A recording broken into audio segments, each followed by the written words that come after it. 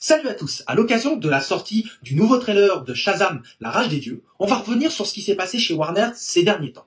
Warner et Discovery ont donc fusionné, devenant un groupe de médias global qui fait du streaming, de la production de films, de séries, de documentaires, des chaînes de télé, du jeu vidéo, du comics. Bref, ils sont partout.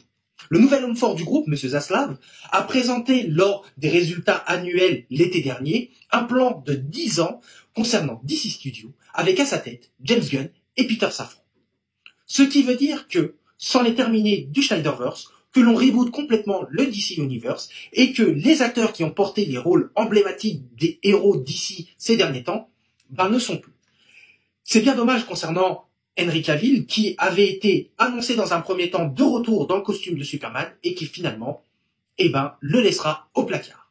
De même que Dwayne Johnson, qui espérait reprendre son costume de Black Adam et affronter justement Henry Cavill en tant que Superman. Ça se fera pas. De même pour Patty Jenkins, qui ne continuera pas l'aventure à la tête du projet Wonder Woman.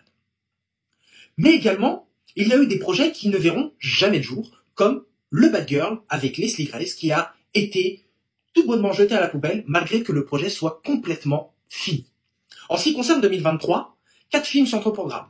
Shazam, dont je vous ai parlé au début de cette vidéo, mais également The Flash avec Ezra Miller, qui malgré toutes les frasques de l'acteur, a bien été maintenu. Puis Blue Beetle, et la dernière apparition de Jason Momoa en tant qu'Aquaman. Effectivement, des rumeurs disent que Jason Momoa reviendra dans le DC Universe, mais avec un autre rôle prochainement. Affaire à suivre.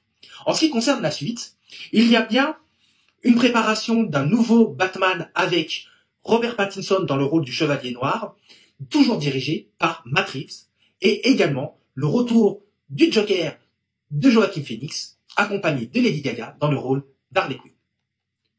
Maintenant, il n'y a plus qu'à voir ce que ça va donner.